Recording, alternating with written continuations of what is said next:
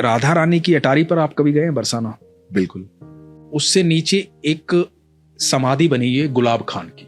तो गुलाब खान जो है सारंगी बजाते थे अटारी पर, ठीक है, उनका काम था सारंगी बजाना। और उनकी एक छोटी सी बेटी थी राधा नाम की। तो राधा जो है वो बस एक बेटी थी, पत्नी उनकी थी नहीं।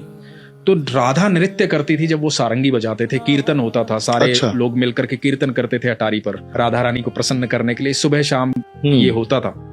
और यही उनकी दिनचर्या थी और यही जीवन यापन का साधन भी था। तो वहीं से उनको भोजन प्राप्त होता था, जो प्रसाद में मिलता था वही ग्रहण करते थे बेटी और बाप जो हैं। तो ऐसे करते करते समय बीतता जा रहा था, राधा बड़ी होती जा रही थी। जब राधा बड़ी हो गई तो वहां के गोस्वामी जी ने, कुछ लोगों ने कहा कि भाई राधा का विवाह कर दे, शादी कर दे।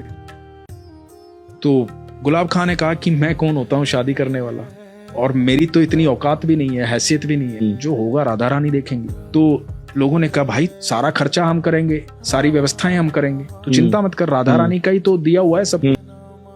तो एक लड़का देखा गया और राधा की शादी कर दी गई।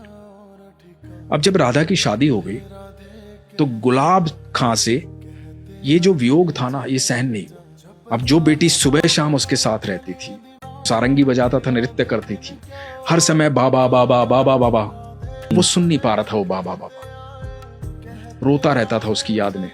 लोगों ने बहुत समझाया कि बेटी पराया धन होती है।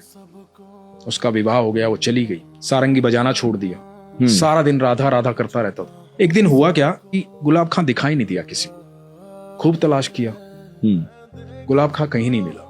तो लोगों को लगा कि बेटी के वियोग में आ गया था, दुखी हो गया था, हो सकता है बैकुंठ धाम चला गया हो, उम्र भी हो गई थी उसकी। तो लोगों ने एक समाधि बनवा दी गुलाब खां की याद में बरसाना में। एक दिन गोस्वामी जी अटारी से नीचे आ रहे थे, महल से नीचे आ रहे थे, राधा रानी के महल से। तो गोस्वामी जी को आवाज सुनाई दी पीछे से कि गोस्वामी जी राधे राधे। पीछे मुड़ के देखा तो गुलाब खां खड़ा हुआ था। बोला कहाँ थे तुम, इतने दिन से दिखाई नहीं दिए, हमने तो कभी अटारी पर देखा नहीं तुझे। तो बोले नहीं, एक दिन क्या हुआ कि मैं रात को, उस दिन रात को सब लोग चले गए थे, मैं यहाँ रो रहा था, राधा राधा चिल्ला रहा था। एक छोटी सी बच्ची आई और बोली बाबा सारंगी नहीं बजाओगे,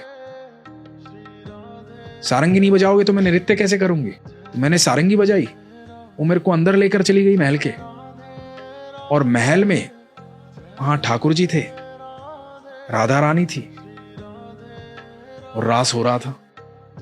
अब वो रास करते हैं और मैं सारंगी बजाता हूं, मैं वहीं रहता हूं। अब मेरी राधा हर समय मेरे साथ रहती है।